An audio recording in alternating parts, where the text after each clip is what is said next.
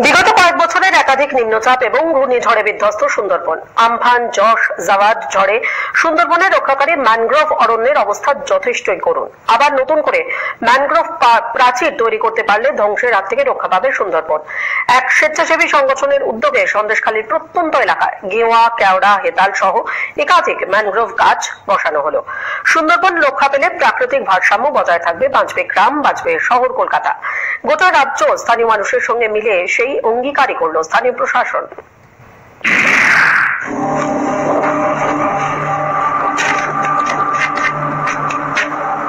ঘূর্ণিঝড়কে আটকাতে, সুন্দরবনকে বাঁচাতে ম্যানগ্রোভের প্রাচীর তৈরি হলো প্রত্যন্ত সুন্দরবন এলাকায়।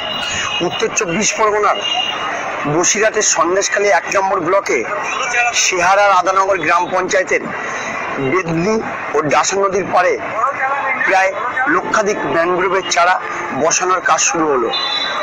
বিগত দিনের প্রাকৃতিক বিপর্যয়ের কথা মাথায় রেখে দক্ষিণ 24 পরগনার গোসাবা থেকে সুন্দরী গাছ, গরান, গেওয়া, হেতাল, কেওড়া, বান একাধিক ম্যানগ্রোভের চারা বসিয়ে তারা প্রাকৃতিক বিপর্যয় রোখার আগাম প্রস্তুতি নিল।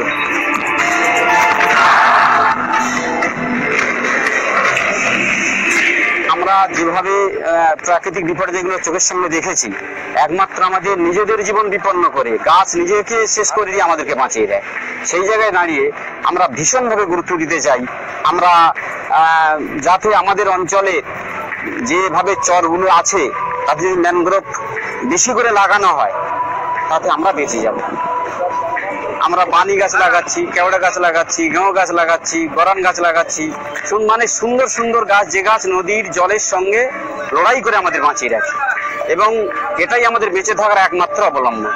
এই গাছের প্রতি যদি আমরা গুরুত্ব হিসেবে আরোপিত করতে পারি, আগামী দিনে বড় বিপর্যয় থেকে রক্ষা পেতে পারি।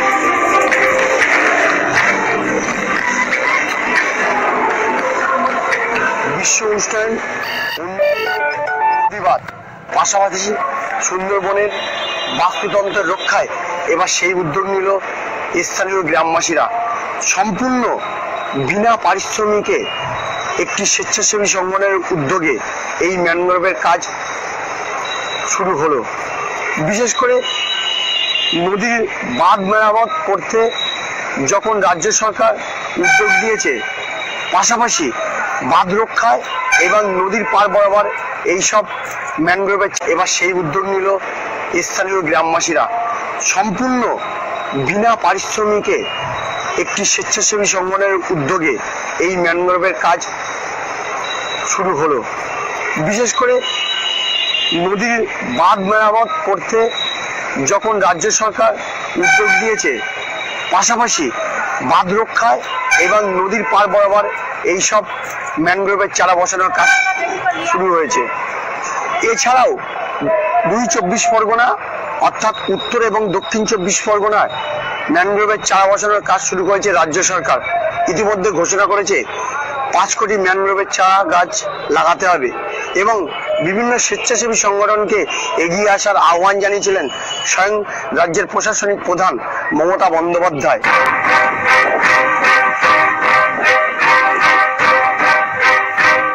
এই যে সিজন আসছে, বর্ষা সিজন, এই সিজনে প্রায় বিগত বছরগুলোতে আমরা দেখেছি বড় বড় ঝড় তুফান এসেছে, যার কারণে এখানকার জীবন জীবিকা, রাস্তাঘাট সব শেষ হয়ে গেছে, নদীর ধারগুলোর বাঁধগুলো ভেঙে গেছে। তার জন্য আমরা ম্যানগ্রোভের পাঁচিল তৈরি করার জন্য প্রতিজ্ঞা করেছি। 1 লক্ষ ম্যানগ্রোভ আমরা লাগাবো, যা দিয়ে ম্যানগ্রোভের পাঁচিল তৈরি হবে। আর ম্যানগ্রোভের পাঁচিল যদি তৈরি হয়, এলাকার মানুষ সুরক্ষিত হবে, বাঁধ সুরক্ষিত হবে এবং আমার সুন্দরবন সুরক্ষিত হবে। আর সুন্দরবন সুরক্ষিত হলে পরিবেশ সুরক্ষিত হবে এবং বড় বড় শহরগুলো, আমাদের কাছাকাছি কলকাতা শহর আছে, যেটা সুরক্ষিত থাকবে এবং পশ্চিমবঙ্গ সুরক্ষিত থাকবে।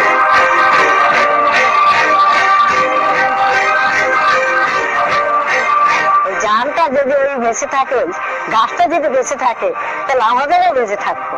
কেন গাছটা আগে ঝাড়টা আগে বরণ করবে, উনি বরণ করে নিয়ে যে মানুষের গায়ে আসবে, তা মানুষটা তো বাঁচবে, আর মাটিও বাঁচবে। মাটিটা তো ধোয়ারটা যখন আসবে তখন এসে জাল এসে গাছে উঠবে, গাছে উঠলে তখন মাটিতে আসবে, মাটিতে তখন ধুয়ে। এই ম্যানগ্রোভ লাগানোতে খুশি আপনারা? হ্যাঁ, আমরা খুশি। আপনারা যদি দিতে চান তা আমরা খুশি আছে, এতেই আমাদের জান রক্ষা।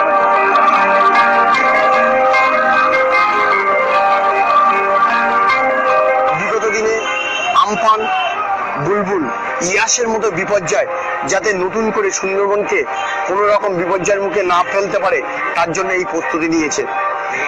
স্থানীয় বাসিন্দারা জানাচ্ছেন গাছই তাদের রক্ষা করতে পারবে, আর নদীবাঁধ রক্ষায় ম্যানগ্রোভের অপরিসীম ভূমিকা রয়েছে।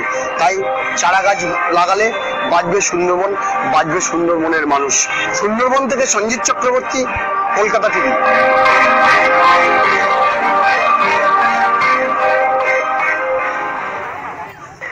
জেলা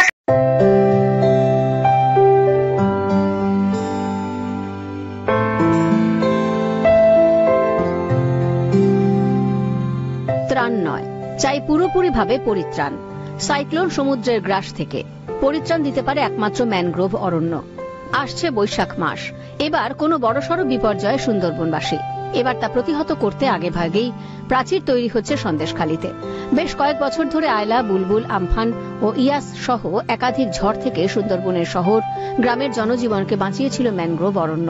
কিন্তু বিগত 2 বছরে নানা ঝড়ে বসিরহাটের হিঙ্গলগঞ্জ, সন্দেশখালী ও হাসনাবাদ সহ একাধিক ব্লকের বিভিন্ন জায়গায় নদী পাড়ের ম্যানগ্রোভ নষ্ট হয়ে গিয়েছে। এবার তা বাঁচাতে সন্দেশখালীর ডাঁসা ও বেতনি নদী পাড়ে 1 লক্ষ ম্যানগ্রোভ গাছ বসিয়ে প্রাচীর তৈরি করার সিদ্ধান্ত নেওয়া হয়েছে। ম্যানগ্রোভ অরণ্যের এই প্রাচীর তৈরি করা হচ্ছে নদী ও বাঁধের ঠিক মাঝখানে।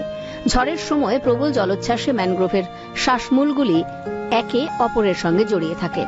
এর জেরে প্রবল জলোচ্ছ্বাস থেকে বাঁধকে রক্ষা করবে এই ম্যানগ্রোভ অরণ্য। ফলে প্লাবনও অনেকটা কম হবে বলে আশঙ্কা। ম্যানগ্রোভ লাগানোর আগাম প্রস্তুতি সত্যি শুরু করে দিলাম, কেন বিগত দিনের অভিজ্ঞতাটা আমরা দেখেছি যে এই যে সিজন আসছে সামনে, সেই সিজনে আমাদের প্রাকৃতিক দুর্যোগ প্রতি বছরই প্রায় লেগে আছে। আগামীতে আমরা দেখেছি যে ঝড়গুলো এসেছিল, সেই ঝড়গুলো তো এই সময়টাই হিট করেছিল এবং আমাদের এই জীবন জীবিকা, মানুষের এই যে অবস্থা খুব খারাপ হয়ে গেছিল। তো বাঁধ রক্ষার জন্য ম্যানগ্রোভের প্রস্তুতিটা আমরা নিয়েছি। 1 লক্ষ ম্যানগ্রোভ এখানে লাগাবো। ম্যানগ্রোভ থাকলে সমস্ত প্রাকৃতিক প্লাবন রোখা যাবে বলে জানান গ্রামবাসীরা। রক্ষাই হবে কেন, ওই ঝড়টা যখন আসবে তখন তো গাছে আসবে, আগে তো ঘরে তো আসবে না, আগে গাছে এসে রক্ষা করবে। গাছ রক্ষা করে তবে তো মানুষের উপরে আসবে। সে মানুষটা এখন রক্ষা হয়ে যাবে। গাছটা তো আমাদের জাহান, ওই জাহানটা যদি ওই বেঁচে থাকে, ওই গাছটা যদি বেঁচে থাকে, তাহলে আমাদেরও বেঁচে থাকবো। ম্যানগ্রোভ বাঁচানোর বার্তা দেন সেহের রাধানগর গ্রাম পঞ্চায়েতের প্রধান। আমরা ভীষণভাবে উপলব্ধি করেছি, আয়লার তুফান দেখেছি, আমফান দেখেছি, ইয়াস দেখেছি। একটা বিপর্যয়, নদীর যে জলোচ্ছ্বাস, একমাত্র ম্যানগ্রোভ গাছ আমাদের বাঁচিয়ে রাখতে পারে। ম্যানগ্রোভ অরণ্য বাঁচাতে এই সুন্দর পদক্ষেপে অনেকটাই উপকৃত হবে বলে মনে করছে সুন্দরবনবাসী।